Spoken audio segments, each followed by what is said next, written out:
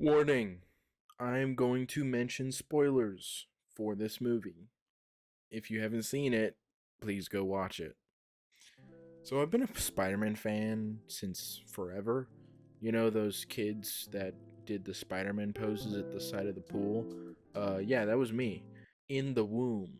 Spider Man Brand New Day had some immense hype around it. It's been a long time coming to see Spider Man actually interact with heroes that aren't Iron Man, and I am saying this not as someone who hates the genesis of Tom Holland's Spider Man.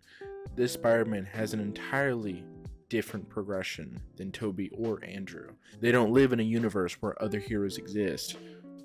We can fan theorize all we want about headcanons that Tobey's universe takes place alongside the Ben Affleck Daredevil, Thomas Jane Punisher, or OG Fantastic Four. Those things are not really true. It's a cool headcanon, but not real. This was my most hyped up aspect of Brand New Day, and I'm gonna be honest, Brand New Day is top 3 Spider-Man movies. There's so much about this movie I love. Recently, MCU has had a trend of having incredible scores. This music, I really can't get out of my head.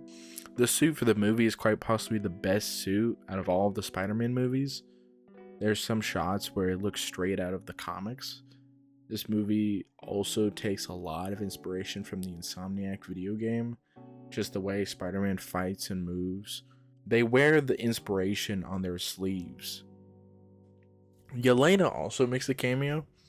Um, I about damn near jumped towards the screen when this happened. I also find it funny how before this and Thunderbolts, literally no one talked about Yelena, but now you'll see like 20 Instagram reels ranting about how they want to drink her bathwater. Move aside, boys! I was first in line! It just shows that most people did not watch Black Widow or the Hawkeye show, and I didn't even think those were that bad, but it's just really funny to me. We also get the reveal of who Sadie Sink's character is, which is Jean Grey, because who else was it supposed to be? Like, how did people actually think this wasn't supposed to be Jean Grey? I like the casting. I think they just need to lock in with the other X-Men.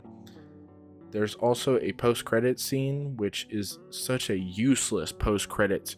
I saw someone who thought it was supposed to be a Spider-Verse tease, which is the dumbest thing ever.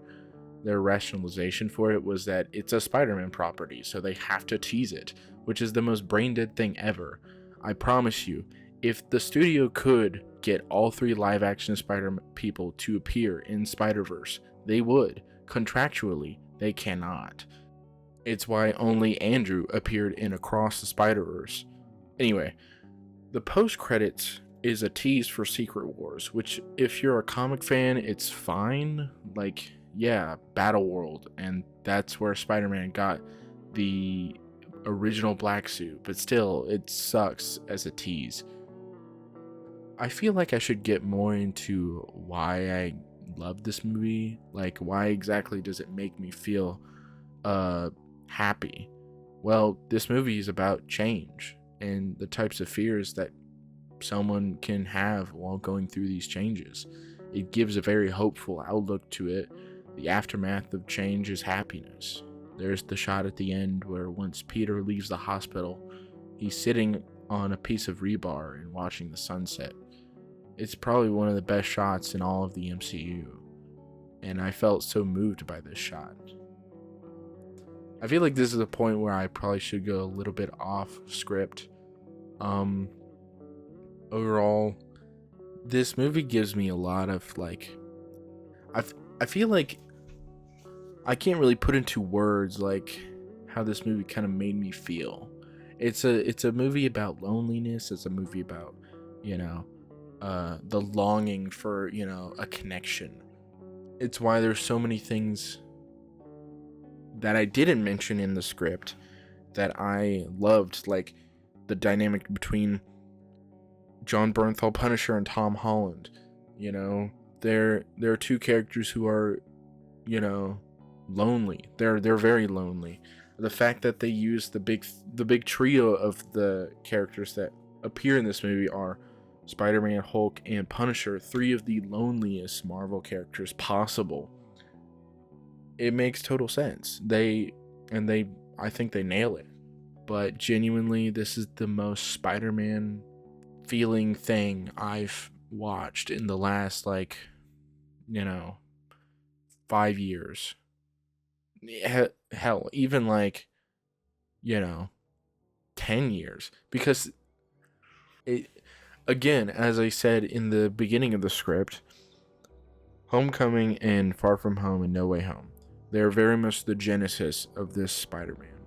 Kind of, literally, the point that Tom is at in Brand New Day is where Spider-Man was at, Tobey Maguire's Spider-Man was at, literally 30 minutes into the first movie. Like, he's moved out, all this stuff, he's by himself, all that stuff. That happens in the first 30 minutes of, Spider-Man 1. So we've had a lot of time to kind of dredge on this Spider-Man, and I think it's great. And I'm super excited for the future of this character. But anyways, I love this movie and it made me happy. And I think Marvel is doing consistently decent movies now. And yeah, it's made me hopeful.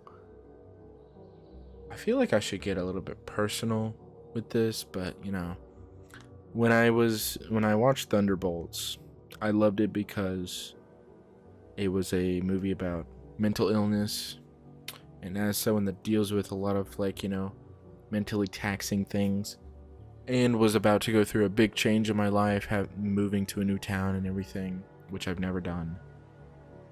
And now that I'm, about to go through another change, which is moving back to that town for school, into an apartment that I'm paying for.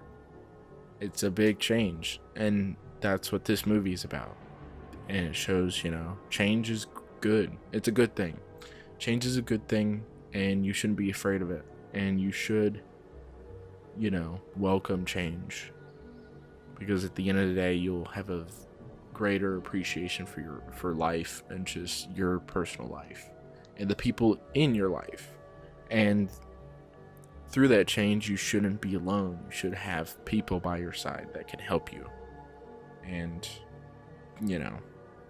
accompany you through your change. And I think that is the true reason why this movie made me so happy.